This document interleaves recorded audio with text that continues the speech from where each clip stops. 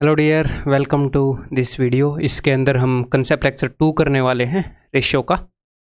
इसके अंदर मैं कुछ इंपॉर्टेंट पॉइंट्स आपको बताऊंगा जो कि आपकी रेशियो की अंडरस्टैंडिंग को थोड़ा सा और मजबूत करेंगे। ये इंपॉर्टेंट पॉइंट्स हैं, ये ऐसे पॉइंट्स हैं कि आपको दिखेंगे नहीं जब इनके ऊपर क्वेश्चन आएगा, अगर आप ध्यान से नहीं देखोगे तो। ठीक है, मिस्टर इंडिया ये घड़ी नहीं पहनते, ये दिखेंगे नहीं। अगर आप ध्यान से देखोगे तो आपको ये नज़र भी आएंगे, टेंशन मत लो। ठीक है, तो हमेशा की तरह अवेयर होकर ये वीडियो आपने देखनी है। ठीक है, तो चलिए जी स्टार्ट करते हैं। अपना पेन और नोटबुक ले आओ। छोटे छोटे पॉइंट्स की कलेक्शन है रेशियो के रिगार्डिंग। कुछ इजी हैं, कुछ थोड़े से ट्रिकी भी हैं, थोड़े से कंसेप्चुअल भी हैं। ठीक है, तो वो सारे पॉइंट मैं यहाँ पर आपको बताऊंगा। तो अगर आप इनका नोट्स बनाना चाहोगे, इन ये जो पॉइंट्स हैं इनका नोट्स बनाना थोड़ा सा मुश्किल होगा, तो उसके लिए आपको क्या करना पड़ेगा, एक या दो क्वेश्चन लिखने पड़ेंगे, तब आप इनके नोट्स बना पाओगे। ठीक है, इनको अगर आपने, मैं ये बोलता हूँ ना कि क्वेश्चन के नोट्स नहीं बनाने, कंसेप्ट के नोट्स बनाने हैं, तो अगर इन इंपॉर्टेंट पॉइंट्स के नोट्स बनाओगे तो फॉर एग्जांपल एक या दो क्वेश्चन लिखने पड़ेंगे कि आप क्या कहना चाह रहे हो, वो नोट्स के अंदर उतारोगे तो क्वेश्चन के थ्रू उतारना। ठीक है, तो ये देखो भाई, सबसे पहला बहुत ही आसान पॉइंट, if 3a is equal to 2b is equal to 4c then a is to b is to c। ठीक है, अगर इस फॉर्म में हमें चीज़ें दी जाएं, वेरिएबल्स दिए जाएं, तो उनका रेशियो निकालना हो तो हम कैसे निकालेंगे। तो सबसे पहला तरीका क्या है, सबसे पहला तरीका है यहाँ पर ये जो नंबर्स है ना, इनका एलसीएम लो। 3, 2 और 4, इनका एलसीएम लो और उससे डिवाइड कर दो तीनों को। बिकॉज रेशियो के अंदर अगर हम तीनों चीज़ों को डिवाइड करें तो कोई फ़र्क नहीं पड़ेगा, है ना। अगर मैं ये बोल रहा हूँ कि x is equal to y, तो मैं ये भी बोल सकता हूँ x/2 is equal to y/2। मैंने 2 से डिवाइड कर दिया दोनों से, है ना। तो यहाँ पर 4, 2 और 3 एलसीएम क्या होएगा, 4, 2 और 3 का 12। तो 12 से डिवाइड कर देते हैं, तो 3a upon 12 is equal to 2b upon 12 is equal to 4c upon 12। LCM मैंने इसलिए लिया ताकि मैं इन सबसे काट पाऊँ। 3 चौके 12, 2 छिके 12, 4 दिए 12। ठीक है, तो अब मेरे पास आ गया a/4 is equal to b/6 is equal to c/3। ये तीनों वैल्यूज़ आपस में इक्वल हैं, तो इनको मैं k के इक्वल मान लेता हूँ। कई बंदे बोलते हैं x से करा रहे हो, तो चलो k मान लेते हैं, x नहीं लेते। ठीक है, तो a/4, अब इन दोनों को इक्वेट करो। a/4 is equal to k, तो a is equal to 4k, b/6 is equal to k, तो b is equal to 6k, and c/3 is equal to k, तो c is equal to 3k। अब अगर आप a is to b is to c निकालोगे मेरे भाई, ये हो गया 4k is to 6k is to 3k। ठीक है, तो बिकॉज हमने रेशियो निकालना है तो k से तो ये कट ही जाएंगे। तो ए बी सी का रेशियो क्या आएगा, 4 इज टू 6 इज टू 3। तो ये पूरी बेसिक अंडरस्टैंडिंग है कि कैसे हम रेशियो निकाल सकते हैं। अब इसी चीज़ को हम शॉर्ट करेंगे, डायरेक्टली एक स्टेप के अंदर आप कैसे निकाल सकते हो। तो इसी चीज़ को शॉर्ट करने के लिए हमने करना क्या है, 4, 2 और 3 यहाँ पर जो नंबर है उनका एलसीएम हमने निकाल लिया। तो मन ही मन में आपने ऐसे नीचे 12 रखना है, मन में ऐसे प्रैक्टिकली लिख के नहीं रखना। तो 3 से ये जाएगा 4 पर, तो यहाँ पर ए बी और सी का रेशियो आपके सामने अपने आप आ जाएगा पहले ही स्टेप में। आपने मन ही मन में 12 देखा इनका एलसीएम, तो 3 चौके 12 रेशियो, 2 छिके 12 रेशियो, 4 दिए 12, 4 इज टू 6 इज टू 3। यानी कि यहाँ पर एक और बात मैं आपको बताना चाहूँगा कि जब हमें चीज़ें इस फॉर्मेट में मिल जाए ना, इस फॉर्मेट में a/4 b/6 c/3, इसका मतलब ये होता है कि ये a b और c का रेशियो है। a अगर 4 यूनिट है तो b 6 यूनिट है तो c 3 यूनिट है। अगर मैं आपको ये बताऊं कि x/2 is equal to y/17 is equal to z/13, इसका मतलब x y और z का रेशियो है 2:17:13, जब चीज़ें हमें इस फॉर्मेट में मिल जाएं तो। ठीक है, तो हमने इनका रेशियो निकालना है, तो सिंपली क्या करना होगा, इन तीनों नंबर्स के जो भी यहाँ पर नंबर लिखे हुए हैं उनके एलसीएम से सिर्फ डिवाइड करना है, हमारे सामने रेशियो होएगा। क्लियर है जी। ठीक है, एक और चीज़ मैंने आपको एक बतानी थी छोटी सी, अभी ध्यान में थी, क्या बताना चाह रहा था, एक बार लेट मी थिंक।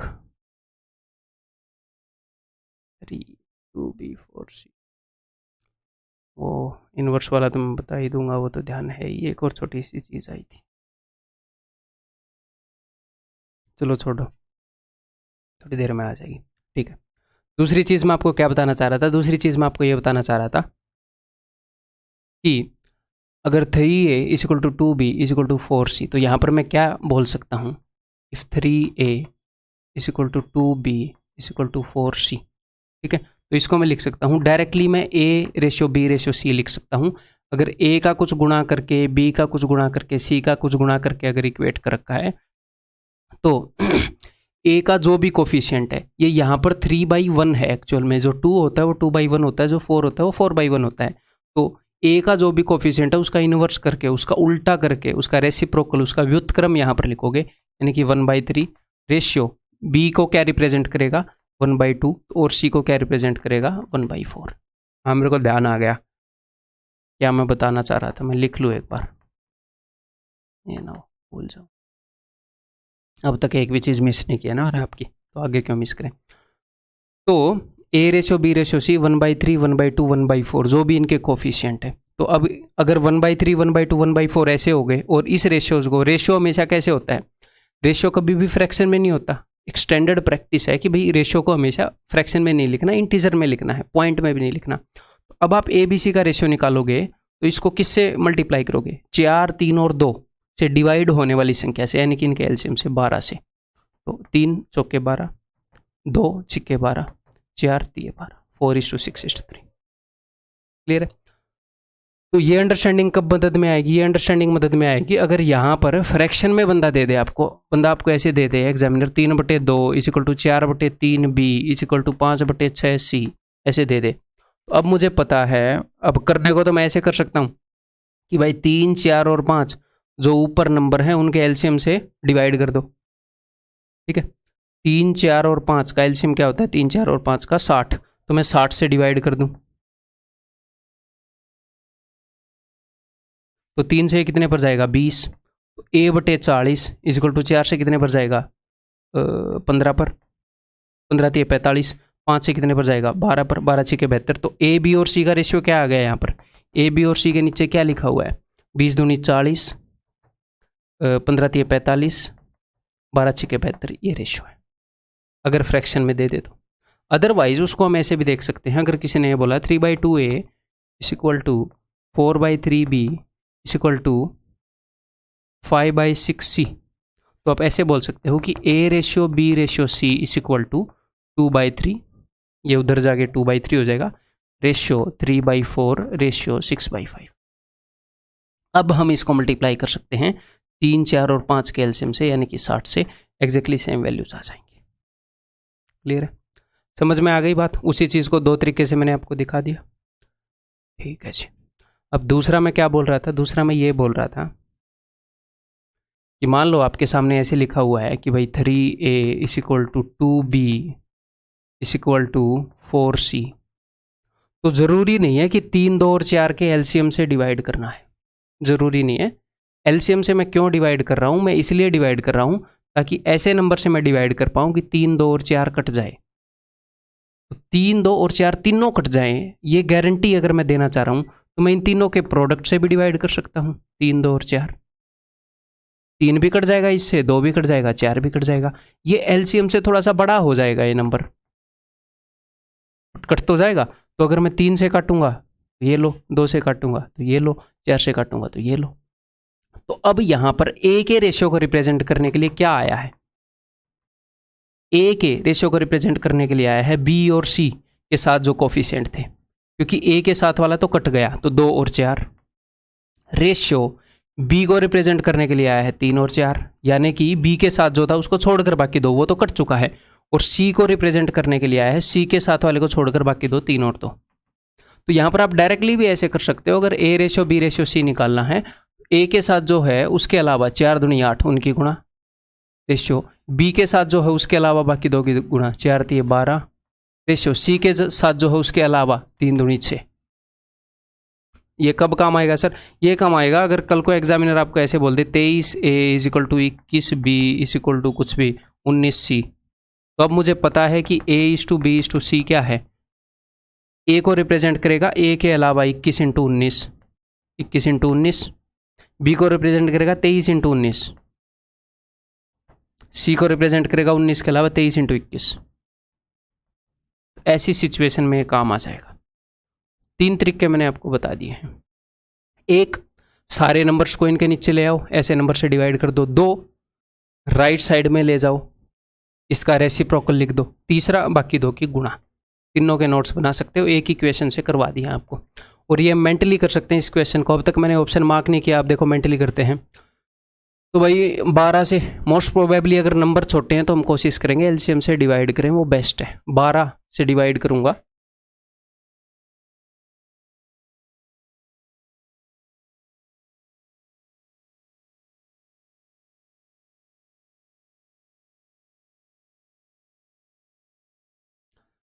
तीन चौके 12, मैं ऐसे लिखता हूँ एग्जाम में अगर करूँगा तो 2 छिक्के 12, 4 तिये 12, 4 6 3, आंसर इस ऑप्शन। सिर्फ इतना लिखेंगे और मार्क कर देंगे। क्लियर है? देखो एग्जाम में है ना, हमें शाना होने की ज़रूरत है, बहुत ज़्यादा शाना होने की ज़रूरत नहीं है। ओवर स्मार्ट मत बनना। कई बच्चे स्टेप्स को बिल्कुल ही एक्स्ट्रा स्किप करने के चक्कर में सोचते हैं डायरेक्ट मैं ऑप्शन मार्क कर दूं तो क्या होता है, मान लो ये तो बहुत ही ईजी क्वेश्चन है, क्या होगा, सिली मिस्टेक होने के चांसेस बढ़ जाएंगे। तो हमने स्टेप्स स्किप करनी है, लेकिन इतनी स्किप करनी है कि टाइम भी बचे और एक्यूरेसी भी मेंटेन हो। दोनों चीज़ों को लेकर चलना है ना भैया, टाइम भी सेव करना है प्लस जो क्वेश्चन है वो ठीक भी होना चाहिए। टाइम सेव होगा तो ज़्यादा क्वेश्चन कर पाएंगे, एक्यूरेसी होगी तो ज़्यादा क्वेश्चन के नंबर मिल पाएंगे। किसी भी एक के साथ कंप्रोमाइज़ नहीं कर सकते। अगर एक्यूरेसी बहुत आई है बट बहुत मंदे मंदे कर रहे हो, सिलेक्शन नहीं होएगा। टाइम ज़बरदस्त सेव कर रहे हो बट आधे क्वेश्चन में सिली मिस्टेक कर दे रहे हो, सिलेक्शन नहीं होएगा। दोनों का बैलेंस चाहिए, दोनों नहीं चाहिए, दोनों का बैलेंस चाहिए। दोनों मीठे मीठे चाहिए, टेंशन नहीं लेनी। प्रैक्टिस करोगे तो दोनों आ जाएंगे। तो दोनों चीज़ों का ध्यान रखना है। इन चक्करों में नहीं पड़ना। मतलब आजकल दिमाग के अंदर ये घुसाने के लिए बहुत है यूट्यूब के ऊपर की कट थ्रोट कंपटीशन है, ये है वो है, जैसे चाकू लेके खड़ा रहता है वहाँ पर बंदा कि गलत करते ही काट दूंगा। प्रैक्टिस करने वाले के लिए किसी भी पेपर के अंदर एक सीट पक्की रहती है, वो टेंशन मतलब। तो भाई if 2a = 3b = 4c = 5d, तो उसी टाइप का क्वेश्चन है जो हमने किया। तो अब हम क्या करेंगे, देखो 5 4 3 2, इनका एलसीएम क्या होएगा जी, 5 3 15 चौके 60। 60 से मैं सभी को डिवाइड करूंगा तो मुझे डायरेक्टली दिख रहा है कि a ratio b ratio c ratio d क्या होएगा। अगर मैं 60 से सबको डिवाइड करूंगा तो 2 से 2 तिये 60, 30, 3 से 20 पर, 4 से 15 पर और 5 से 12 पर। 30 20 15 12, गड़बड़ी कर दी। 30 20 15 12 नहीं है यहाँ पर, क्या मतलब है। 5 से 15 चौके 60, 30 20 15 12, दिख क्यों नहीं रहा भाई, अलग ही दुनिया चल रही है। चलो यहाँ पर हम क्या करेंगे, 30 20 इसको हम बना देंगे 20, ठीक है। ऑप्शन सी को हम उत्तर मान लेंगे, ऑप्शन सी। तो कंसेप्ट समझ में आ गया। ये देखो 2/3a = 3/4b = 4/5c। तो आपको डायरेक्टली ए बी सी का रेशियो बताना है, तो आपको डायरेक्टली दिख रहा है क्या कि ए को रिप्रेजेंट करेगा 3/2 रेशियो, इसका रिवर्स बी को रिप्रेजेंट करेगा 4/3 रेशियो, सी को रिप्रेजेंट करेगा 5/4। तो अब देख लो किस चीज़ से मल्टीप्लाई करना है, 4 3 और 2 के एलसीएम से मल्टीप्लाई करना है, यानी कि गुणा में 12। तो 2 छिक्के 12, 6 तिये 18, 3 चौके 12, 4 चौके 16, 4 तिये 12, 3 पंजे 15, 18 16 15, that will be your answer, option. ठीक है, बहुत ही सिंपल है। ये बताओ जी। अब ये नेक्स्ट पॉइंट मैं आपके सामने लेकर आया हूं, एक पॉइंट क्लियर हो गया अपना। नेक्स्ट पॉइंट, और एक और छोटा सा पॉइंट यहाँ पर बता ही देता हूँ। अगर सिर्फ वो आपको 2 दे कि 3a = 4b, तो अब a और b का रेशियो क्या होएगा, तो a और b का रेशियो हो जाएगा 4:3। इनको जस्ट पलट दो, क्यों, क्योंकि b को इधर नीचे लेकर आओ। जो b के पास है वो a के सामने हो जाएगा, जो a के पास है वो b के सामने हो जाएगा। अगर सिर्फ 2 दे तो इनको पलट दो, सिंपल सी बात है। ठीक है, बाकी मेथड वही है। तो 2 दे तो एटलीस्ट इतना तो पता होना चाहिए कि हम जल्दी कर सकते हैं। ये देखो जी, तो बहुत ही मज़ेदार कंसेप्ट है, बहुत ही आपको मज़ा आएगा। कंसेप्चुअल बात है वो मैं आपको बताने वाला हूँ। देखो तो यहाँ पर अपने पास क्या है, यहाँ पर अपने पास कितने रेशियो हैं, मुझे तो पहले ये बताओ। एक यहाँ पर अपने पास 3 रेशियोज हैं जिनको इक्वल बताया गया है, एक चौथे रेशियो के, ये भी एक रेशियो है, ये भी एक रेशियो है। तो 4 रेशियो हैं यहाँ पर अपने पास जिनको आपस में इक्वल बताया गया है, 4 रेशियो है। इसने क्या बताया है कि ए बाई बी का रेशियो भी 2:3 है, सी बाई डी का रेशियो भी 2:3 है, ई बाई एफ का रेशियो भी 2:3 है। ठीक, क्लियर है जी। तो ए बाई बी जो है अगर उसका रेशियो 2:3 है तो मैंने मान लिया कि वो 2x और 3x है, और सी बाई डी जो है उसका रेशियो भी 2:3 है, तो इसका 2x और 3x होना ज़रूरी थोड़ी है। अगर मैं बोलता हूँ कि राम और श्याम की सैलरी का रेशियो 2:3 है और अनुज और बनुज की सैलरी का रेशियो 2:3 है, तो इसका मतलब ये थोड़ी है। और मैं बोल दूं कि राम की सैलरी 200 है तो आपको श्याम की सैलरी का तो पता लग जाएगा, क्योंकि मैंने राम और श्याम का कंपैरिजन बता रखा है। इसकी 200 तो भाई साहब इसकी 300 पक्का है। अब इनकी 200 300 पक्का थोड़ी हो गई। क्या आप ये दिहाड़ी करते हो और ये काम करते हो, मल्टीनेशनल कंपनी में अनुज और बनुज 2 लाख और 3 लाख हो इनकी एक्चुअल तनख्वाह। एक रेशियो का जो मल्टीप्लाइंग फैक्टर है वो दूसरे रेशियो का मल्टीप्लाइंग फैक्टर होना जरूरी नहीं है। ये थोड़ी है कि यहाँ पर भी 2x 3x आएगा, यहाँ पर 2y और 3y हो सकता है सेम भी हो, एंड में x और y सेम भी निकला है, लेकिन स्टार्टिंग में आप तो नहीं मान सकते ना। तो e बाई एफ भी 2:3 है, तो ये 2z और 3z होगा। ठीक है, क्लियर है जी। तो मल्टीप्लाइंग फैक्टर अलग अलग होंगे। 3 रेशियोज बता रखे हैं कि 3 मतलब 6 चीज़ें हैं, A B C D E F 6 values हैं, 2 का पेयर बना के बता रखा है कि उनका रेशियो बराबर है, तो भैया उनका मल्टीप्लाइंग फैक्टर डेफिनेटली अलग हो सकता है। ठीक, तो अब उसने पूछा है कि 3a और नीचे क्या है 3b, तो ऊपर क्या है 3a, तो इसको अगर 3 गुणा करोगे तो 6x, आगे है 2c तो c का डबल यानी कि 4y, और आगे है 4e यानी कि 8z, और नीचे क्या है। अब कुछ बच्चों के दिमाग में ये आ रहा होगा सर डायरेक्टली वैल्यू पुट कर दो, क्यों दिमाग खराब कर रहे हो। एक तो इस तरह की रूड बातें दिमाग में नहीं लानी, टीचर हूँ मैं आपका।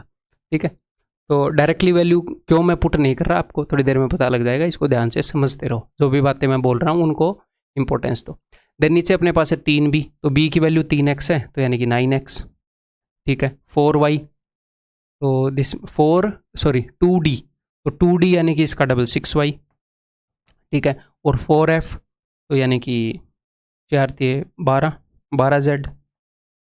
ठीक है जी, अब क्या होएगा जी, उसने ये पूछा है तो अब ऊपर से कुछ कॉमन निकल सकता है, ऊपर से 2 कॉमन निकल सकता है, तो ऊपर से मैंने 2 कॉमन निकाला तो ये बच गया 2 3 6 2 दूनी 4 2 चौके ये जी। और नीचे से क्या कॉमन निकल सकता है, नीचे से 3 कॉमन निकल सकता है, और एग्जैक्टली सेम चीज़ बच गई जी। ठीक है, तो ऊपर वाली चीज़ से नीचे वाली चीज़ कैंसिल आउट हो जाएगी, और उत्तर क्या आ जाएगा, उत्तर आ जाएगा 2/3। 2/3 क्या वही चीज़ है जो यहाँ पर लिखी थी, तो हमें एक्चुअल में वैल्यू पुट करने की ज़रूरत भी नहीं है। यहाँ पर 2/3 है तो यहाँ पर भी 2/3 ही आएगा, लेकिन इसकी एक कंडीशन है। क्या कंडीशन है, अब मैं आपको बताता हूँ। ये हमेशा ऐसे कटेंगे नहीं कि 2/3 कॉमन निकला है और सारे कट गए। ये कटे हैं क्योंकि यहाँ पर एक स्पेशल केस हुआ है। क्या स्पेशल केस हुआ है, अब ध्यान से देखो। ए और बी का एक जोड़ा है, सी और डी का एक जोड़ा है, ई और एफ का एक जोड़ा है। इस जोड़े के अंदर जो 2 चीज़ें हैं उन दोनों को इक्वली ट्रीट किया गया है। जैसे कि यहाँ पर 3 है तो यहाँ पर भी 3 है। बताओ किया गया है कि नहीं किया गया। आप बोलोगे जी हाँ। सी और डी को इक्वली ट्रीट किया गया है। आप बोलोगे जी हाँ किया तो गया है। सी का कोफिशिएंट भी 2 है, डी का कोफिशिएंट भी 2 है। सी और डी को इक्वली ट्रीट करना है, ई और एफ को इक्वली ट्रीट करना है, इन दोनों के साथ बराबर काम करना है। हो सकता है यहाँ पर -4 और -4 हो तो भी इक्वली ट्रीटमेंट मानेंगे। अगर एक जगह माइनस है एक जगह प्लस है तो इक्वल नहीं है, माइनस और प्लस इक्वल नहीं है। इतना तो आपको पता होगा ना, बचपन से अब तक पता लग गया होगा, है ना। तो इसके साथ 4 से गुणा किया तो इसके साथ भी 4 से गुणा किया, ये भी +4 है, इसका कोफिशिएंट भी +4 है। अगर हर एक जोड़े के अंदर, हर एक पेयर के अंदर रेशो के जो पेयर्स हैं उनमें हर एक को इक्वली ट्रीट किया गया है तो क्या होगा, ये आंसर बदलेगा ही नहीं। अब आपके दिमाग में आएगा सर अगर इक्वली ट्रीट ना किया हो तो, वो भी मैं आपको बता देता हूं। अगर मान लो इक्वली ट्रीट किया है तो सीधा उत्तर वही मारो जो 2/3 है, उत्तर विल भी 2/3। दैट्स इट, क्लियर है। अगर इक्वली ट्रीट नहीं किया, इस f की जगह अगर मैं नो f कर दूं यहां पर तो सर क्या हो जाएगा, तो अभी देख लेते हैं। अगर इसकी जगह मैं नो f कर दूंगा तो 9F यानी कि 9 × 27, यहाँ पर आ जाएगा 27Z, है ना। तो मैं सारी चीज़ें यहाँ पर लिख रहा हूँ। 6x प्लस, ऊपर लिख देते हैं, 6x plus 4y plus 8z divided by 9x plus 6y plus 27z। अगर वहाँ पर मैं 9F कर दूँ तो ठीक है। तो ऊपर 2 कॉमन आ गया, तो ऊपर आ गया जी 2x plus 2y plus 4z divided by, नीचे मैं क्या कॉमन ले सकता हूँ जी, 3 कॉमन ले सकते हैं, तो अंदर आ गया जी 3x plus 2y plus 9z। अब ये कट रहा है? नहीं कट रहा। देखो जहाँ जहाँ पर भी सेम ट्रीट किया था वहाँ पर एग्जैक्टली सेम चीज़ आ रही है। ये कट जाता, लेकिन इसने काम खराब कर दिया। ये 4z है, ये 9z है। ठीक है, आपकी आंखें खराब हो तो 4 और 9 एक जैसे दिख सकते हैं, लेकिन इनको काटना नहीं है। ठीक है, समझ में आ गई बात। तो जहाँ पर भी गड़बड़ करोगे वहाँ पर ये बदल जाएगा और वो इसको कटने से रोकेगा। तो अब जो आंसर है वो 2/3 नहीं है। अब आंसर किस चीज़ के ऊपर डिपेंड करता है बताओ मुझे। अब डिपेंड करता है कि x की वैल्यू क्या है, y की वैल्यू क्या है, z की वैल्यू क्या है, यानी कि इनके मल्टीप्लाइंग फैक्टर क्या हैं, यानी कि इनकी एक्चुअल वैल्यूज क्या हैं। तो वो तो हमें नहीं पता। एक्स वाई जेड की जितनी वैल्यू होंगी उतने ही आंसर हो जाएंगे, अनगिनत इनकी वैल्यू हो सकती हैं। तो यहाँ पर अब नोट करने लायक पॉइंट क्या है? नोट करने लायक पॉइंट ये है कि अगर इस तरह का मामला हो, 2, 3, 4, 5 रेशियोज को इक्वेट किया गया हो और ऊपर और नीचे वाले के साथ सेम ट्रीटमेंट की गई हो, तो आंसर बदलेगा नहीं, यही रह जाएगा। सीधा मारो कटैक। अगर सेम ट्रीटमेंट नहीं की तो सीधा मारो कैन नॉट से। इस क्वेश्चन में कैन नॉट से नहीं होगा। अगर सेम ट्रीटमेंट नहीं की तो क्या हो जाएगा? कैन नॉट से। समझ में आ गई बात। तो जितनी तरह के इसके ऊपर क्वेश्चन आ सकते हैं, अभी इसी एक ही स्लाइड पर आपको करवा देता हूँ। ये बताओ इसकी वैल्यू आ सकती है कि नहीं? अगर मान लो यही दे रखा है, ए और बी को तो सेम ट्रीट किया भाई, 3 और 3, सी और डी को भी सेम ट्रीट किया, ऊपर 5 नीचे 4, तो कैन नॉट से। अगर ये क्वेश्चन पूछा होता तो कैन नॉट से। नेक्स्ट, यहाँ पर सेम ट्रीट किया है कि नहीं? 7, 7, 2, 2, 4, 4। कई बच्चों को लगेगा ये सेम है, ये माइनस है, ये प्लस है। ठीक है, तो ये अलग अलग होते हैं। यहाँ पर कोफिशिएंट -4 है, यहाँ पर कोफिशिएंट +4 है, तो answer will B can't say. थोड़ी देर पहले बताया था आपको। अब यहाँ पर सेम ट्रीट किया है कि नहीं? यहाँ पर a², देखो अब यहाँ पर उसने क्या किया, उसने इनका स्क्वायर कर दिया, a², b², c², d²। तो यहाँ पर जितनी पावर आप चढ़ाओगे ना, जितनी पावर आप चढ़ाओगे 2/3 के ऊपर उतनी ही पावर चढ़ जाएगी, उतनी ही पावर चढ़ जाएगी। तो पावर अगर चढ़ा दी तो टेंशन नहीं लेनी, लेकिन पावर चढ़ाने के बाद कोफिशिएंट देखो सेम है कि नहीं। ए और बी का 13, 13, सी और डी का -20, -20, ई और एफ का 4 और 4। तो कोफिशिएंट तो सर सेम है, एग्जैक्टली सेम ट्रीट किया है, तो कोई दिक्कत नहीं है, उत्तर आ जाएगा, उत्तर वही होगा। लेकिन पावर चढ़ाई है तो बस उत्तर के ऊपर पावर चढ़ा के बताओ। पावर 2 चढ़ाई है तो उत्तर हो जाएगा 4/9। अगर पावर चढ़ा दी और अलग अलग ट्रीट कर दिया कैन नॉट से, अलग अलग ट्रीटमेंट तो चाहिए ही नहीं, पावर चढ़ा दी वो कोई दिक्कत नहीं है। पावर 2 कर दी, पावर 3 कर दी, हम वही पावर चढ़ाकर उत्तर मार देंगे। ठीक है, मान लो ये पूछ लिया, ए और बी को सेम ट्रीट किया जी, सी और डी को जी, कोफिशिएंट सेम होना चाहिए, कोफिशिएंट सेम है जी, पावर 3 चढ़ा दी, उससे हम बिल्कुल भी बुरा नहीं मानते, तो उत्तर आ जाएगा। मैं कहना क्या चाह रहा हूँ, अगर सेम ट्रीट किया है और पावर चढ़ा दी है, आप भले ही इनको 2x 3x, 2y 3y, 2z 3z मान के कर लो, पावर चढ़ा दी, तो उत्तर यहाँ पर 8/27 आ जाएगा, बाकी सब कुछ कट जाएगा। 8 और 27 कॉमन आएगा, इसके ब्रैकेट में जो होगा, इसके ब्रैकेट में जो होगा वो कट रहा होगा, अगर ट्रीटमेंट सेम की है, अगर कोफिशिएंट सेम है तो। इस तरह के क्वेश्चन अपने एग्जाम में आते हैं, इसके ऊपर बेस्ड, इस कंसेप्ट के ऊपर बेस्ड। क्लियर है जी? तो इसका उत्तर कितना था? इसका उत्तर 2/3 था। अब मैं आपको इसी कंसेप्ट का बेसिक और बता देता हूँ, इसी कंसेप्ट को एक दूसरे नज़रिए से देखना और बता देता हूँ मैं आपको। ठीक है, मान लो यहाँ पर क्या था कि a/b = c/d = e/f।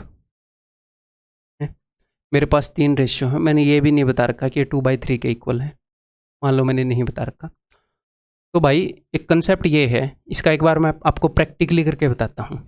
मान लो 2/3, ये क्या है? ये एक रेशियो है, ये फर्स्ट रेशियो है, ये किसी दूसरे रेशियो के बराबर है, यानी कि मान लो 20/30 के बराबर है, दोनों बराबर हैं। तो मैं कहना ये चाह रहा हूँ कि अगर आप एक तीसरा रेशियो बना रहे हो या फिर इन दोनों रेशियो के साथ कुछ काम करते हो, अगर आप ये करते हो ना कि 2 + 20 बटे में 3 + 30, तो ये इसके बराबर ही होएगा। एक्चुअल में मैंने क्या किया वहाँ पर, एक्चुअल में मैंने ये किया कि a/b जो है वो c/d के बराबर है। मैंने बोल दिया ऊपर a + c और नीचे b + d। मेरे साथ बने रहना, धीरे धीरे समझ में आएगा मैं क्या कहना चाह रहा हूँ। एक्चुअल में मैंने क्या किया, एक्चुअल में इसका कोफिशिएंट 1 है, इसका कोफिशिएंट भी 1 है, इसका भी 1 है, इसका भी 1। मैंने वही तो किया है जो मैं आपको बता रहा था, कोफिशिएंट सेम रख दिया। तो रियल कंसेप्ट क्या है बेसिक उसके पीछे जो मैंने आपको बताया ये है कि अगर आप इनको सेम ऐसे ट्रीट करोगे, इसको और इसको जोड़ दिया, इसको और इसको जोड़ दिया, ठीक है। अगर मैं a - c कर दूं, b - d कर दूं, तो भी कोई बदलाव नहीं आएगा, वो इसी रेशियो के बराबर ही रहेगा। पहले मैंने क्या किया था, 2/3 बोल दिया था इनको और बोला ये भी 2/3 होगा, ये भी 2/3 होगा, यानी कि इसी रेशियो में रहेंगी चीज़ें, ठीक है। रबड़ कहाँ मिलेगा भाई इसका, अच्छा नीचे मिल रहा है इसका रबड़, हियर इज द रबड़, ठीक है। क्लियर है जी। तो मैंने तो आपको a और b को सेम नंबर से मल्टीप्लाई करने के लिए भी बोला था। तो यहाँ पर अगर मैं ये कर दूँ, दिस इज इक्वल टू, मतलब ये रेशियो बराबर होएगा 2a + 3c = 2b + 3d, ये बराबर ही होएगा, ठीक है। आपने यहाँ पर देखा 2/3 20/30, तो ये कितना है, ऊपर आया 22, नीचे आया 33, तो 2/3 है कि नहीं है।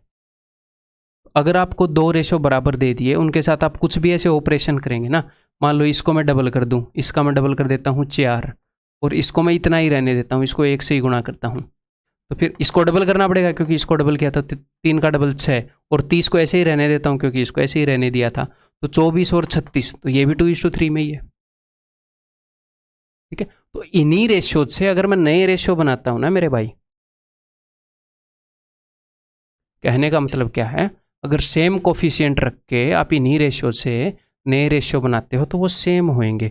इस समझ के ऊपर भी क्वेश्चन आते हैं।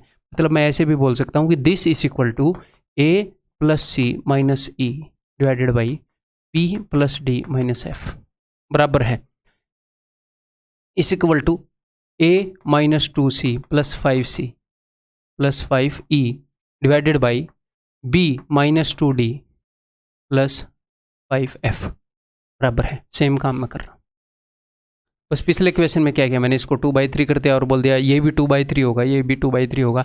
एक्चुअली ये कंसेप्ट है कि ऊपर नीचे अगर सेम ट्रीट कर रहे हो तो वो वही रेशियो मेंटेन रह जाता है।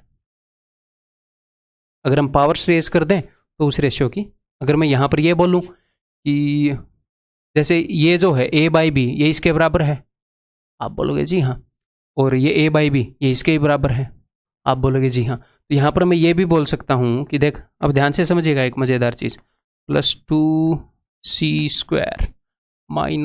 - e² डिवाइडेड बाई, मैं अभी आपके सामने इक्वेशन बना रहा हूँ क्योंकि ये रटने की चीज़ें नहीं है, समझने की चीज़ें हैं। अगर रटने की चीज़ें होती तो मैं भी रट के बैठा होता। तो मैंने स्क्वायर कर दिया, तो ये किसके बराबर होगा, ये बराबर होगा, आप बोलोगे सर a² / b² के। भाई मैंने सेम ट्रीट किया और स्क्वायर कर दिया, लेकिन ये सारे रेशियोज तो बराबर है ना, तो ये इसके भी बराबर होगा c² / d² के, ये इसके भी बराबर होगा। अगर a/b इसके बराबर है तो ये इसके भी बराबर होगा। अब एक बात तो आपके समझ में आ गई होगी, क्या कि भाई साहब रटनी तो है नहीं है, कितनी कॉम्बिनेशन से रटोगे, रटनी नहीं है, बात समझ में आ गई ना आपके। अगर आपको कंसेप्ट लिखना है तो ये सेम चीज़ लिख लो, इसी से आप रिवाइज कर लेना। पूरा कंसेप्ट यहाँ पर एक क्वेश्चन के माध्यम से अलग एग्जाम्पल लेकर एक अलग सी सीट पर आपको बता दिया है।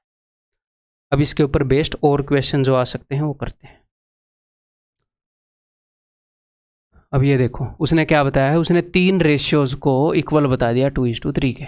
जब उसने उसके बाद फिर उसने क्या किया, देखो P और Q के साथ सेम ट्रीटमेंट की कि नहीं, P को M से गुणा किया, Q को M से, R और S के साथ सेम किया, सेम कोफिशिएंट है, N है, T और U का कोफिशिएंट सेम है, O है, तो रेशियो सेम ही रहेगा, 2:3 रहेगा, खत्म कहानी,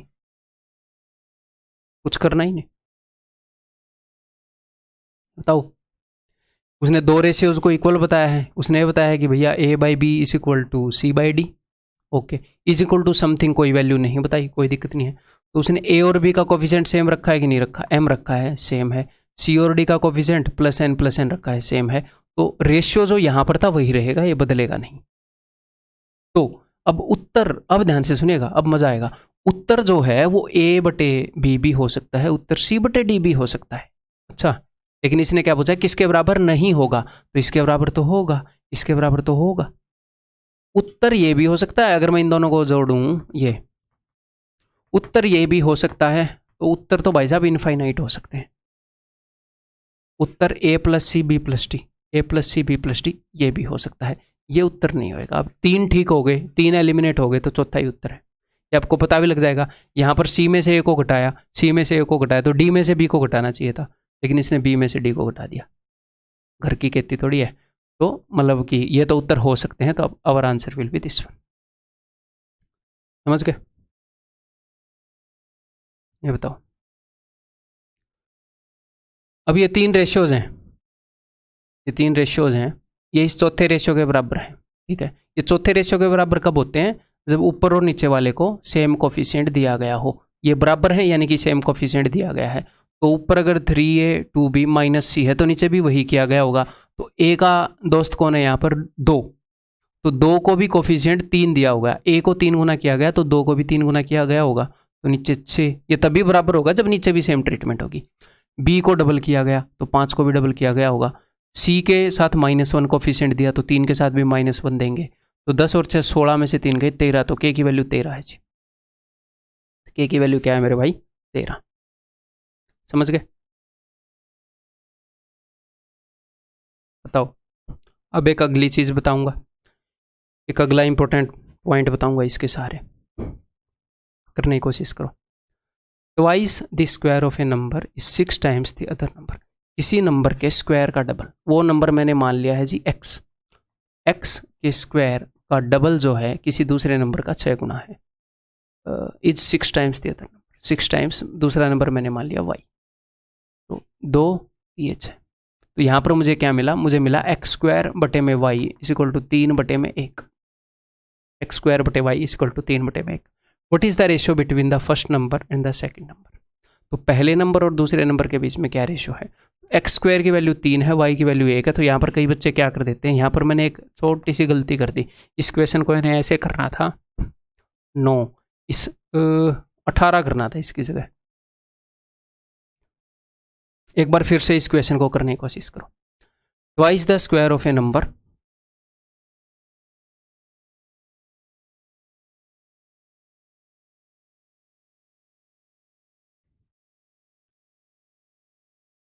नो, यहाँ पर आपको क्या मिलेगा, x square by y is equal to 9:1। ठीक है, तो अब अगर मैं आपसे x/y पूछूं, तो कई बच्चे क्या करेंगे, एक्स स्क्वायर की वैल्यू 9 है, तो इसका मतलब x की वैल्यू 3 है और y की वैल्यू तो 1 है ही, तो आंसर हो जाएगा 3:1। 3:1 मार देंगे, जो कि गलत है। अब आप बोलोगे सर गलत क्यों है, देखो आपको एक्स स्क्वायर और y का रेशियो मिला है 9:1, इनका रेशियो मिला है, यानी कि ये 9a और ये 1a, ये ऐसे है। अगर एक्स स्क्वायर की वैल्यू 9a है, तो x की वैल्यू क्या होगी, x की वैल्यू 3 नहीं होगी, x की वैल्यू होगी 3√a। अंडर रूट लोगे ना तो a का भी अंडर रूट आएगा, और y की वैल्यू क्या होगी, y की वैल्यू होगी 1a। अब लेके दिखाओ रेशियो, लो ना, लो भाई, आया उत्तर, नहीं आया ना। तो मैं कहना क्या चाह रहा हूँ, अब इस बात को सीधा सीधा बताता हूँ क्यों नहीं आ रहा उत्तर, क्यों नहीं कर सकते। देखो सीधा जो आपके एग्जाम में कंसेप्ट आएगा, अगर मैंने आपको x बाई वाई बता दिया ना कि x बाई वाई 4:9 है सपोज, तो if x by y equal to 4:9, तो मैं आपसे पूछ सकता हूं कि x square by y square क्या है। आप बता सकते हो, आप करोगे क्या, आप इधर भी स्क्वायर कर दोगे उधर भी स्क्वायर कर दोगे, आप बोलोगे सर उत्तर है 16:81, मैं बिल्कुल भी बुरा नहीं मानूंगा। फिर अगर मैं आपसे पूछूं कि भैया अंडर रूट एक्स और अंडर रूट वाई का रेशियो बताओ, तो आप बता दोगे, आप बोलोगे सर दोनों तरफ अंडर रूट ले लो, उत्तर आ जाएगा 2/3।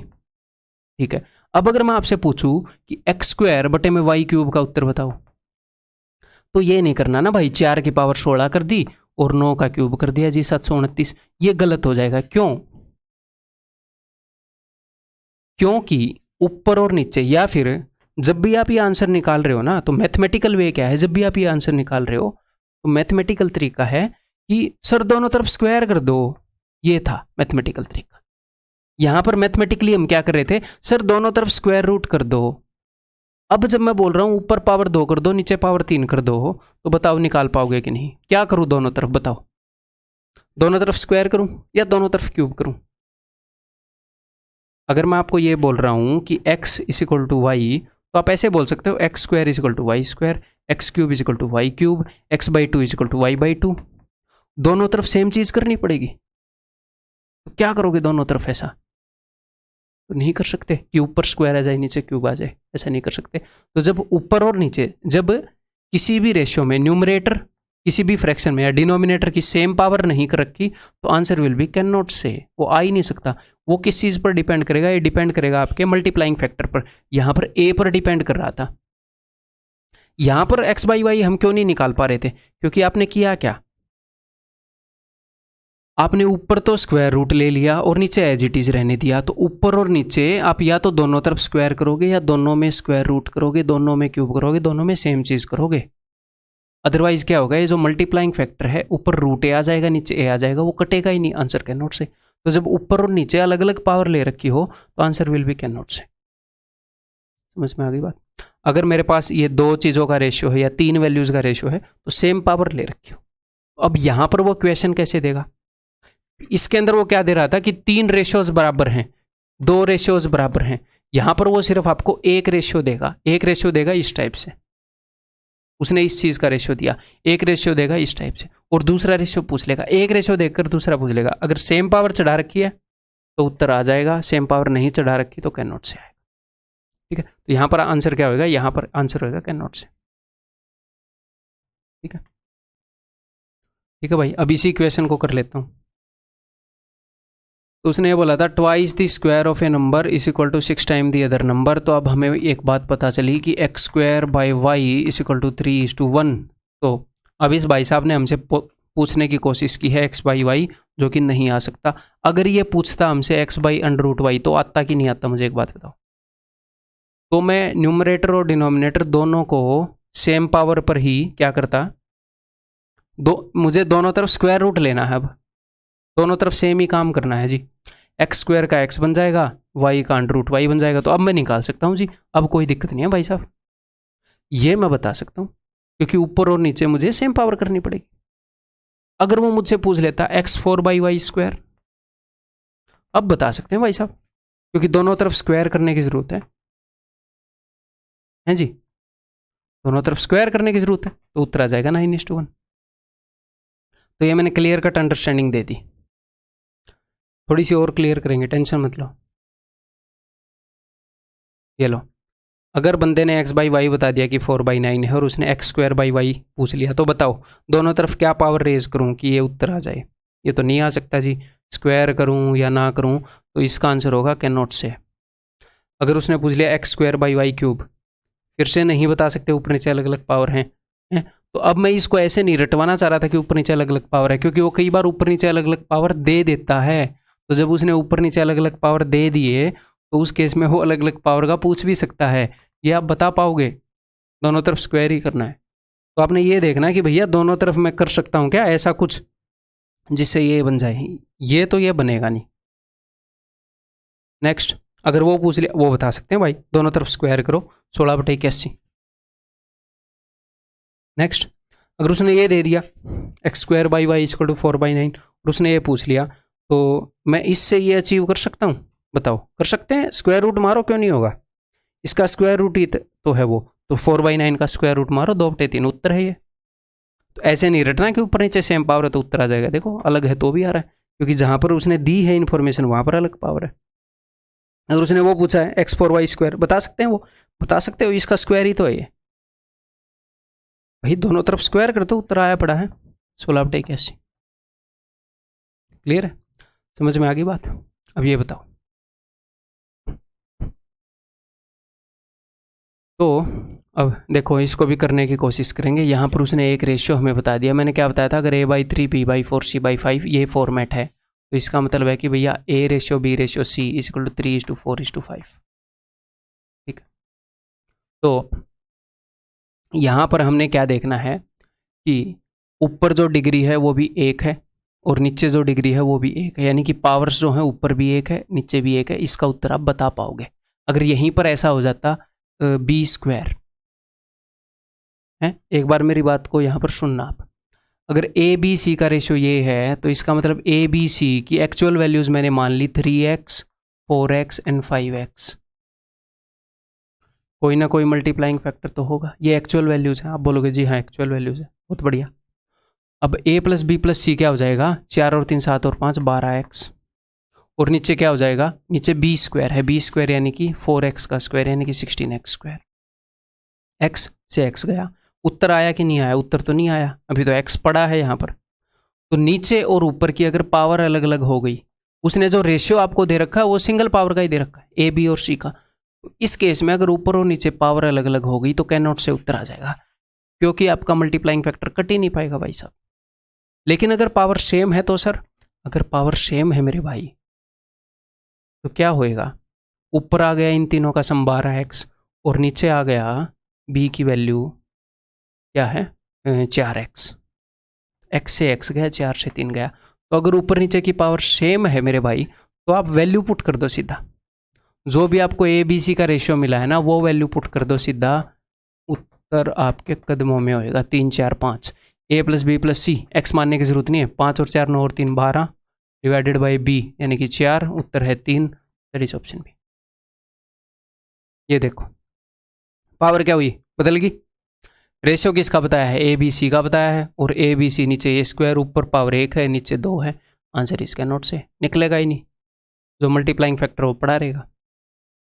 ये बताओ, उसने ए और बी का रेशियो बता दिया। ऊपर क्या है, ऊपर है 5a प्लस बी, नीचे है 3a प्लस 2b।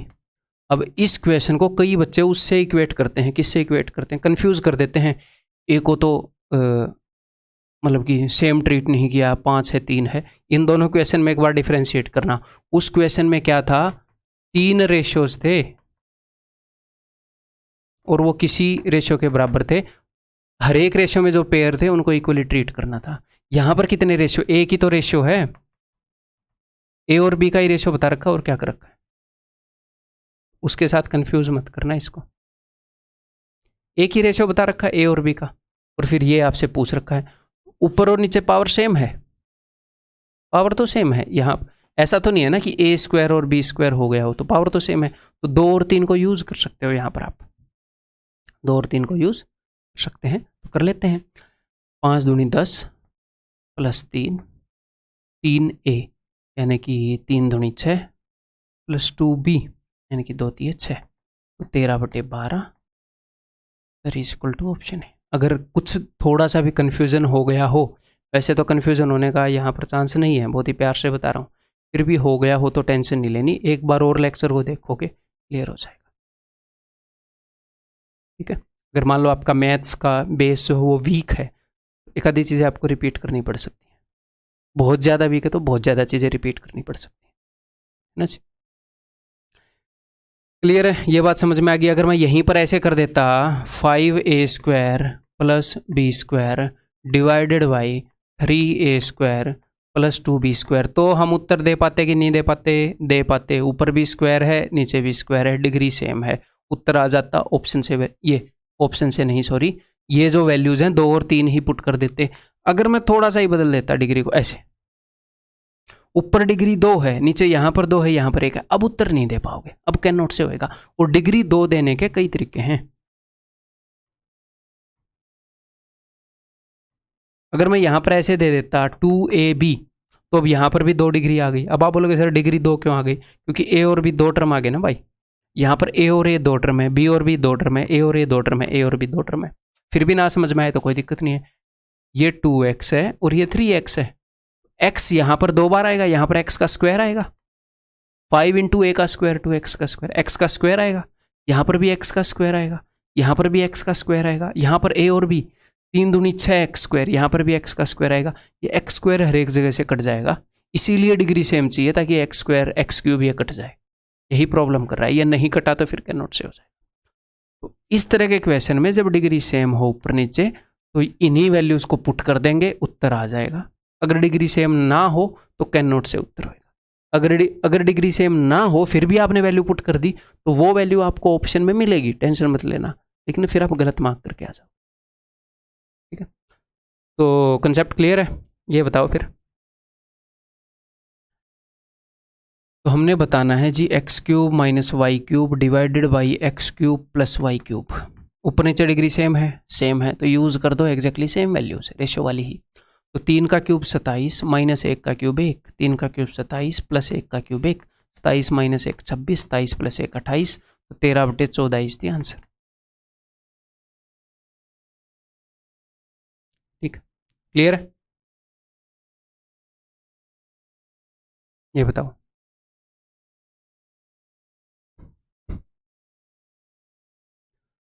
तो मान लो इस तरह का क्वेश्चन आए तो यहाँ पर भी आपको डाउट हो सकता है कि पता नहीं निकलेगा नहीं निकलेगा कैन नोट से। देखो एक तो पहली बात, यहाँ पर ऑप्शन में कैन नोट से नहीं है तो कैन नोट से नहीं हो सकता, अपनी मर्जी का ऑप्शन तो नहीं मारोगे आप, तो ये डेफिनेटली निकलेगा।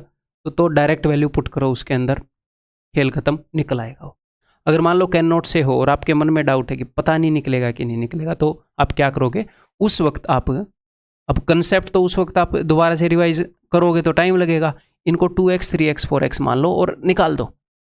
फिर a की जगह बिना टेंशन लिए 2x लिखो, b की जगह बिना टेंशन लिए 3x लिखो, ratio 3x 4x, ratio 4x 2x।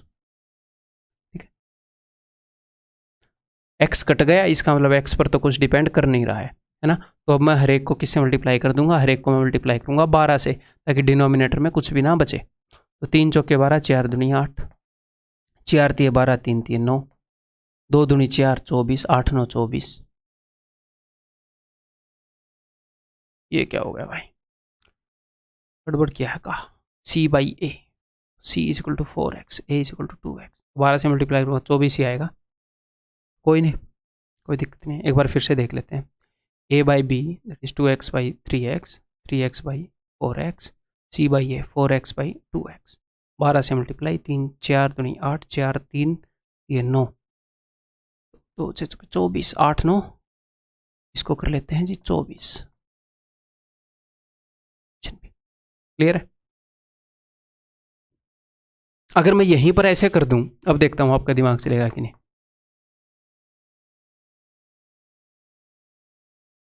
सोच के बताना उत्तर निकलेगा कि नहीं निकलेगा। उत्तर निकलेगा इसमें, यूँ सोचना इसमें उत्तर नहीं निकलेगा। क्यों निकलेगा देखो, इसीलिए मैं आपको बेसिक चीज़ें समझा रहा हूँ। वैसे तो हो सकता है आपको खुद दिख गया हो, यह मत बोलना कि सर इसमें तो डिग्री अलग अलग है, ये अलग क्वेश्चन है, ये अलग क्वेश्चन है। यहाँ पर समथिंग के बीच में प्लस माइनस है ऐसे करके है, देखो प्लस माइनस है ऊपर प्लस माइनस ऐसे है, और ये अलग ही क्वेश्चन है, अलग ही लेवल का चल रहा है। वो प्लस माइनस नहीं है, ऐसे चीज़ें हैं, ये कट जाएंगी। कैसे देखना एक बार, तो इसीलिए मैं आपको बेसिक साथ साथ समझा रहा हूँ। देखो ए की जगह अब मैं 2x तो लिख सकता हूँ, अगर मैं 2 3 4 लिखूंगा ए बी सी की तरह, ए बी सी की जगह 2 3 4 लिखूंगा तो जो उत्तर आएगा हमें पता नहीं वो ठीक है कि नहीं है। अगर मैं 2x 3x 4 लिखूंगा तो फॉर श्योर है, अगर उत्तर आ गया तो वही है। ठीक है, तो मैं ए की जगह लिख रहा हूँ 2x, बी की जगह मैं क्या लिख रहा हूँ पता नहीं है, मैंने आपको बताना चाहिए था कि नहीं, कन्फ्यूज ना हो गए हो आप। ठीक है चलो, जो सच्चाई है वो तो बतानी पड़ेगी ना। बी स्क्वायर यानी कि 9x square, ratio b is equal to 3x, c square is equal to 16x square, ratio c की वैल्यू है जी 4x, divided by a square यानी कि 4x स्क्वायर। तो इसमें होएगा क्या मेरे भाई, ये 3 रेशियो हैं तो इनको ऐसे भी तो आप काट सकते हो ना, ये लो वैसे, जब ए बटे बी बटे सी इस टाइप से है, निकल जाएगा ये। ठीक है, तो इसको जो भी है इसको आप सोल्व तो कर ही लोगे, हमें पता है। ठीक है, मल्टीप्लाई कर देंगे, किससे मल्टीप्लाई कर देंगे, 16 निम्मे 16 इंटू 9 से मल्टीप्लाई कर देंगे, जो भी उत्तर आ जाएगा। नेक्स्ट ये बताओ, हम अपने देखो ये अपने एग्जाम में आज तक आया नहीं है, जस्ट आपको समझाने के लिए। क्या ये आ सकता है, डेफिनेटली आ सकता है, इसमें कोई भाई अलग से कुछ भी है नहीं इस क्वेश्चन में कि आउट ऑफ सिलेबस है, इसलिए अंडरस्टैंडिंग मैंने दे दी, 5 मिनट लगे। इस टाइप का मामला हो तो आप कैसे आंसर करो, इस टाइप के बहुत अब तक आए हैं। ये वही है, डिग्री ऊपर नीचे देखनी पड़ेगी आपको। तो ऊपर जो है आपको XYZ का रेशो दे दिया, अब ऊपर डिग्री स्क्वायर में है, नीचे डिग्री स्क्वायर में है, तो इसका मतलब हम 1 2 3 की वैल्यू पुट करेंगे और आंसर आ जाएगा, सिंपल है। तो मैं वैल्यू पुट कर रहा हूँ एक्स वाई और जेड की। 3 इंटू 1 3 माइनस 8 प्लस 9 चौके 36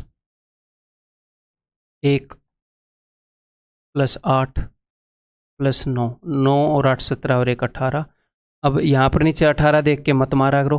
कई बच्चे ये करते हैं कि 18 टक 18, वो कई बार कट पिट रही होती हैं चीज़ें। हो सकता है एक और यहाँ पर ऑप्शन हो, मतलब ऊपर ऐसी चीज़ आए वो 2 से कट जाए, नीचे 9 आ रहा हो।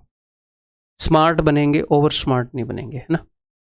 ये चीज़ें आपको दिखाने के लिए, देखो जो चीज़ प्रैक्टिकली एप्लीकेबल होगी ना मैं बताऊंगा। और मैंने सारा कंटेंट पढ़ रखा है जितना भी अवेलेबल है, मैंने आपको पहले ही बताया।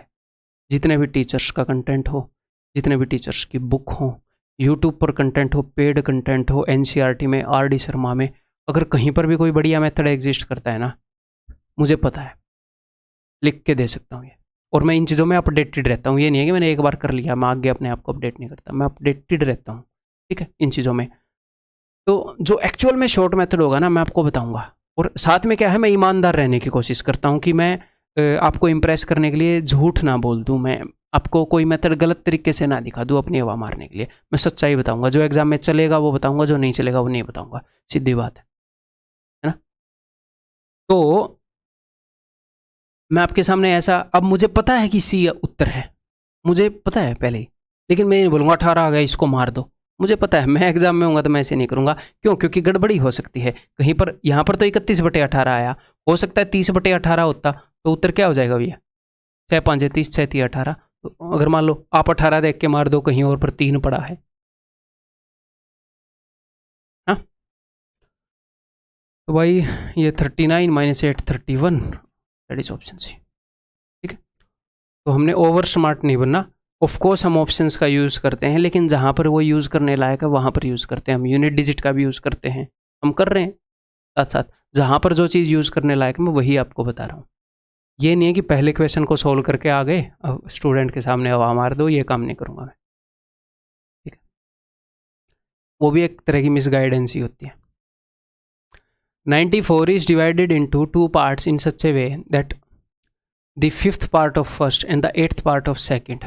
तो 5th part of the first, 94 को 2 पार्ट में डिवाइड किया। फर्स्ट पार्ट की वैल्यू है f और सेकंड पार्ट की मैंने मान ली s। तो 5th part of first, तो फर्स्ट का 1/5 और सेकंड का 1/8 आर इन रेशियो 3:4। अब जो मैंने आपको इंपॉर्टेंट पॉइंट्स बताए हैं उन्हीं को हम स्टेटमेंट में यूज़ कर रहे हैं ना, कि वो उन्हीं चीज़ों को कैसे स्टेटमेंट में यूज़ करेगा। f/5 ratio 7/8 is 3:4। तो आप क्या करोगे, first by second is equal to f/5 की वैल्यू अगर 3 है तो 5 को उधर ले जाकर गुणा कर दोगे, 5 3 15। s/8 की वैल्यू 4 है तो इसकी वैल्यू क्या होगी, 8 चौके 32। तो आपको फर्स्ट और सेकंड पार्ट का रेशियो मिल गया। उसने दोनों का सम बता रखा है, 94 को डिवाइड किया था इस रेशियो में, तो इन दोनों का सम क्या है जी 47। तो 47 से डबल है ना ये, तो एक्चुअल वैल्यूज डबल हैं अपने रेशियो से। क्या पूछा है, फर्स्ट पार्ट, तो फर्स्ट पार्ट रेशियो में 15 है तो एक्चुअल में 15 दूनी 30 होएगा, एक्चुअल वैल्यूज डबल है, ठीक। ये बताओ, देखता हूँ आप करोगे कि नहीं, तब तक मैं पानी पी रहा हूँ।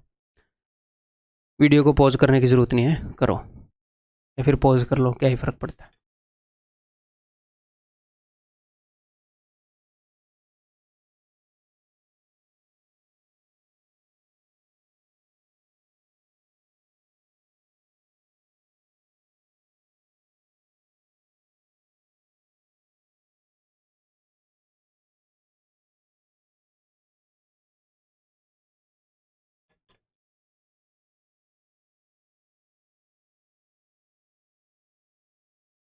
हेलो चलो जी, उम्मीद है कि आपने किया होगा ट्राई और कर लिया होगा क्वेश्चन को।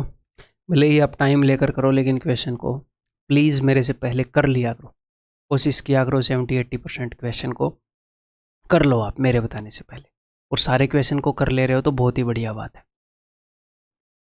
देखो जी, 3 persons A, B and C whose salaries together amount to this much। तीनों की सैलरी टोटल इतनी है। Spend 80, 85 and 75% of their salaries. इतने इतने परसेंट अपनी सैलरी वो खर्च देते हैं। If their savings are in this ratio, अगर उनकी सेविंग्स इस रेशियो में है, तो किस चीज़ का रेशियो बताया है, सेविंग का, ठीक है जी। और जो इनकी सैलरी है ना, मैं ए की सैलरी को ए मान लेता हूँ, बी की सैलरी को बी और सी की सैलरी को सी। क्लियर है? तो ये किस चीज़ का रेशियो है? ये सेविंग का रेशियो है। ए की अगर सैलरी ए है, खर्च कितनी कर रहा है? खर्च कर रहा है 80%, तो बचा कितनी रहा होगा? 20%। तो ए की सेविंग क्या है? ए की सेविंग है ए की 20%, यानी कि ए की 1/5 ऑफ ए। तो ये ए की सेविंग है। ये क्या है? ये ए की सैलरी नहीं है, ये ए की सेविंग है। कई बार बच्चों को ऑफलाइन में डाउट होता है कि सर ये सेविंग है क्या? ए की सैलरी ए है और जो भी उसकी सैलरी है उसकी 1/5 उसकी सेविंग है, ये सेविंग है। बी की सेविंग कितनी है? जो भी उसकी सैलरी है उसकी 15%। अगर वो 85% खर्च रहा है तो 100 - 85 15% बचा रहा होगा। 15% यानी कि 15/100 या 3/20 ऑफ बी। और ये 25% बचा रहा है यानी कि 1/4 ऑफ सी। इनकी सेविंग्स का रेशियो क्या है? इनकी सेविंग्स का रेशियो है 8:9:10। और यहाँ पर आप परसेंटेज में भी लिख सकते थे 20, 15, 25 वो भी लिख सकते थे, कोई दिक्कत नहीं, उनको काट सकते थे। बस परसेंटेज को 100 से डिवाइड करके फ्रैक्शन आ जाती है। ठीक है जी। तो अब ए बी सी का रेशियो क्या होएगा जी? ए बी सी का रेशियो होएगा, अगर 1/5 ऑफ ए की वैल्यू ये है तो ए की वैल्यू क्या होगी? 5 उधर जाएगा, 8 × 5 हो जाएगी 40 रेशियो। ये 20 उधर चला जाएगा, 20 ने में 180 रेशियो। ये 4 उधर चला जाएगा, सी की वैल्यू 40। अब ये कट रहा है, 20 से कट रहा है ना, और ये सी आ गया 20 दूनी 40, 20 ने में 180, 20 दूनी 40। अब किस चीज़ का रेशियो आया? अब यहाँ पर कई बच्चों को ये लगता है कि उनकी सेविंग का रेशियो आ गया। नहीं, ए की सैलरी क्या थी? ए। बी की सैलरी क्या थी? बी। तो ये ए बी सी का रेशियो है, तो ये उनकी सैलरी का रेशियो है। ये उनकी सैलरी का रेशियो। अगर ए की सैलरी 2 यूनिट है तो बी की सैलरी 9 यूनिट है, तो सी की सैलरी 2 यूनिट है। ठीक। क्या पूछा उसने? उसने बताया था कि सबकी सैलरी इतनी है, तो एक बार इनको जोड़ें, 9 और 2 11 और 2 13। ये 13 से डिवाइड नहीं हो रहा, 20 निम्न ऐसे ही था ये, 4 दाही 40, 5 8 4। चलो ठीक है, हमें क्या है, ठीक है, नहीं कट रहा था, नहीं कट रहा। 9 और 4 13। 13 यूनिट की वैल्यू क्या है? 13 यूनिट की वैल्यू उतनी है, if the savings are in ratio then A की सैलरी। तो ए की सैलरी कितनी होगी? 2 यूनिट। 13 यूनिट की वैल्यू वो है। यार ये होना तो नहीं चाहिए।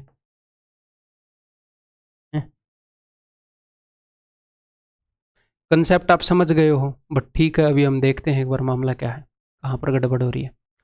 वो इतना स्पेंड कर रहे हैं तो उनकी सेविंग का रेशियो, यहाँ पर मैंने 20% लिया तो 1/5 आएगा, 25% 1/4 आएगा, यानी 8 9 10 ही लिया है। और ये 15/100, 5 दिए 5 20, 5 8 40। ओहो सॉरी, ये 20 से ऊपर गुणा किया है मैंने इसको, तो ये 3 नीचे भी तो जाना था, तो यहाँ पर तो 60 आएगा। या फिर ऐसे मैं कर सकता हूँ, देखो एक और बात बताऊँ, जैसे 3/20 भी, यहाँ पर आप 3 इक्वेशन माना करो अपने मन ही मन में, यानी कि 1/5 ए की वैल्यू है 8, या एक अलग चीज़ है तो ए की वैल्यू 40 रख देंगे, लेकिन किसके रिस्पेक्ट में? एग्जैक्टली सेम काम करना पड़ेगा आपको इसके साथ। बी की वैल्यू भी यहीं से निकालनी पड़ेगी, सी की भी यहीं से। तो 3/20 बी की वैल्यू है 9, तो 3 ये 9। तो अगर 1/20 बी यानी कि b/20 की वैल्यू 3 है तो बी की वैल्यू 20 थी 60, ये मैंने लिया नहीं इसलिए गड़बड़ हो गई। यहाँ पर 60 वैल्यू होनी थी, 20 थी ये। हाँ अब ये हो गया, अब ये डेफिनेटली डिवाइड हो रहा होगा। 3 और 2 5 और 2 7, 7 यूनिट की वैल्यू इतनी है, तो भैया 2 यूनिट की वैल्यू पूछी है, तो 11 11 दूनी 22, 22,000 will be the answer, that is option C. ठीक है, ये बताओ, the ratio of the expenditures of A B and C is 16 12 9 if they save this much %। अब की बार उनकी सेविंग बता दी और उनके एक्सपेंडिचर का रेशो बता दिया। पिछली बार एक्सपेंडिचर बता दिया था, सेविंग का रेशो, तो सेम ही बात है। अगर ये इतना सेव कर रहे हैं तो इनका एक्सपेंडिचर क्या होगा? तो इनकी सैलरी मैंने मान ली ए बी सी, अगर सेव कर रहा है 20% तो खर्च रहा होगा 80%, जो कि होता है 4/5। तो 4/5 ऑफ ए रेशियो, ये कितना बचा रहा है भाई साहब? अच्छा ये इतना सेव कर रहा है, खर्च कितना कर रहा है? 1/4 बचा रहा है, तो 3/4 खर्च कर रहा होगा, 3/4 ऑफ बी। और ये बचा रहा है 60%, सॉरी खर्च रहा है 60%, तो 3/5 of C is equal to 16:12:9। और ईजी करने के लिए आप यहीं पर काट सकते हो, पिछली बार मैंने नहीं काटा तो हो गई थी ना गड़बड़, मेरी काटने की आदत है। 4 चौके 16, ए वाले को ए वाले से ही काट रहा हूँ, ठीक है। बी वाला कट रहा है क्या? 3 चौके 12, सी वाला कट रहा है 3 3 9, ठीक है। अब ए बी सी आ जाएगा इजीली, मतलब इनको घुमाकर वहाँ पर ले जाने की ज़रूरत नहीं है वैसे, ठीक है। 5 चौके 20, रेशियो 4 चौके 16, रेशियो 5 दिए 15। इनकी सैलरीज का रेशियो आ गया। If the income then the total income of A B and C is this. तो टोटल कितने यूनिट है भाई? ये 16 और 15 31 51 यूनिट की वैल्यू बता रखी है, ठीक है। Find their individual income. तो मैं क्या करूँ, नन ऑफ दीज भी है, एक बार 1 यूनिट की वैल्यू निकाल लूँ मैं। तो 51 से जा रहा है 7 पर 700। अगर 1 यूनिट की वैल्यू 700 है तो कर दो 700 गुणा, ये हो जाएगा 14,000, 16 7 112 और 15 7 500, ये हो जाएगा। ये होगा, उसने नन ऑफ दीज दे दिया ना, इसलिए मुझे निकालना पड़ा। नन ऑफ दीज दे दिया, नहीं तो मैं पहले 14,000 देख के ही मार देता। ये ना होता कि 2 ठीक दे दे, तीसरी गलत दे दे, ऐसे भी कर देता वो, फिर एक आंसर हो जाएगा। नन ऑफ दीज आप मारोगे ए, तो सिर्फ एक देख के भी यहाँ पर नहीं मार सकते हैं जी, समझ रहे हो?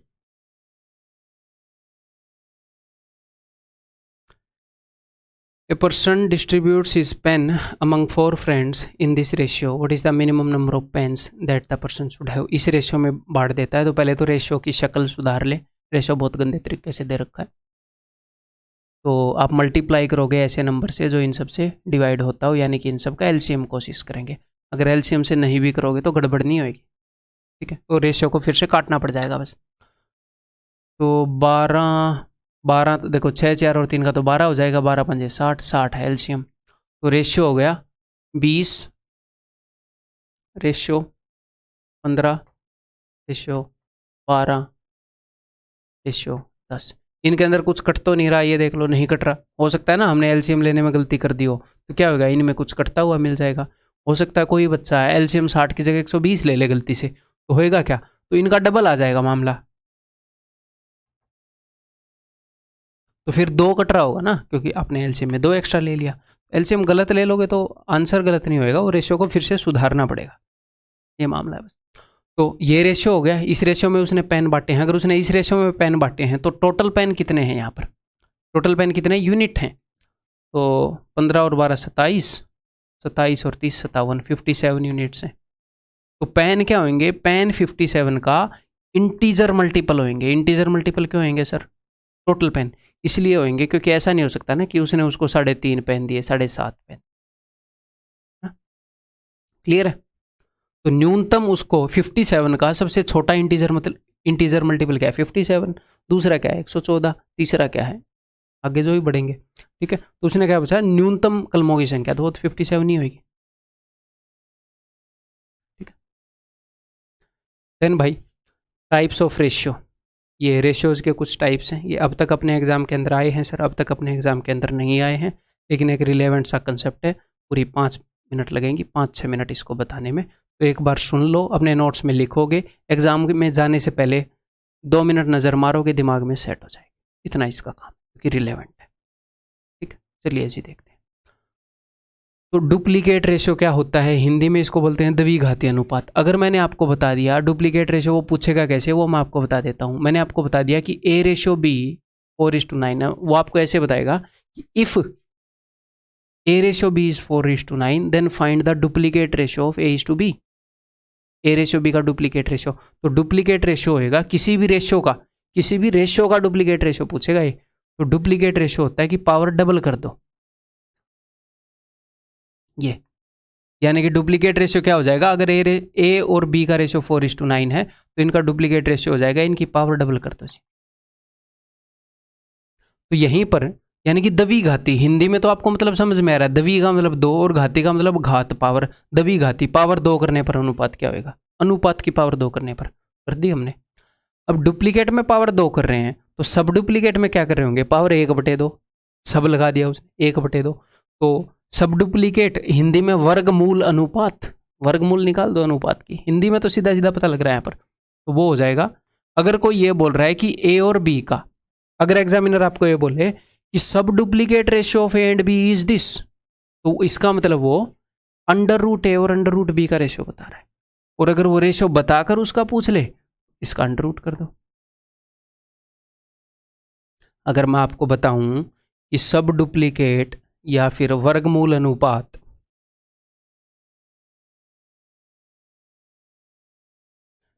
सब डुप्लीकेट रेशियो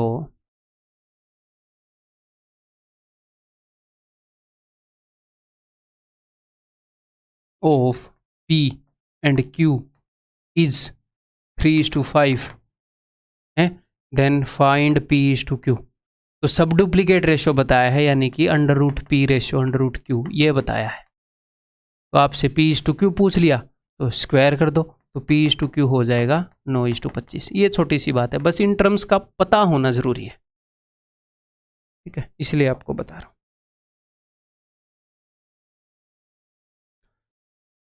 तो सब डुप्लीकेट क्या हो जाएगा, यहाँ पर पावर 2 करी है, यहाँ पर पावर 1/2। ट्रिप्लीकेट यानी कि पावर को ट्रिपल कर दो जी, यानी कि 3 कर दो, त्रिघाती। तो अगर A रेशियो B 4:9 है तो इनका ट्रिप्लीकेट रेशियो हो जाएगा A³ और B³ का जो भी रेशियो है, यानी कि 64:729। सर सब ट्रिप्लीकेट रेशियो क्या हो जाएगा, तो अब आप समझ गए होंगे, सब ट्रिप्लीकेट यानी कि इनके क्यूब रूट का रेशियो, क्यूब रूट ऑफ 4 जो कि नहीं निकल सकता तो ऐसे ही रखेंगे, क्यूब रूट ऑफ 9। एक नेक्स्ट है इनवर्स रेशियो। इनवर्स रेशियो का मतलब है, यहाँ पर आपको समझ में आ रहा है, या फिर इसका दूसरा वर्ड मैं बताऊँ, रेसिप्रोकल रेशियो, यानी कि जो भी रेशियो है उसका रेसिप्रोकल कर देना। व्युत्क्रम अनुपात, यानी कि अगर A अनुपात B 4:9 है, इनका इनवर्स रेशियो क्या होगा, इनका इनवर्स रेशियो होगा, जस्ट इनको उल्टा कर दो, 1/4:1/9। अब आप 36 से मल्टीप्लाई करोगे या ऐसे क्रॉस मल्टीप्लाई करोगे तो ये क्या आ जाएगा, ये आ जाएगा 9:4। अब आपको लगेगा सर 4:9 का 9:4 उल्टा कर दो, वो सही है, लेकिन अगर उसने 3 दे दिए तो एक्चुअल कंसेप्ट तो पता होना चाहिए। मान लो मैं आपको बोलूँ कि इफ़ A:B:C = 2:3:4, और मैं आपको बोलूँ कि इनका इनवर्स रेशियो, या फिर हिंदी में इसको क्या बोलते हैं, व्युत्क्रम अनुपात इनका बताओ। अब ऐसे उल्टा मत कर देना 4:3:2, क्योंकि एक्चुअल अंडरस्टैंडिंग तो ये है, उसका इनवर्स करना है। अब हम किससे गुणा करेंगे, इन सब के एलसीएम से, यानी कि 12 से। 2 × 12, 3 × 12, 4 × 12, तो 643 हो जाएगा इनका इनवर्स रेशियो, ठीक है। इनवर्स रेशियो का मतलब पता चल गया। Next compound ratio. Compound ratio होता है 2, 3 या 4 रेशियो का, मल्टीपल रेशियो का। कंपाउंड रेशियो क्या होता है,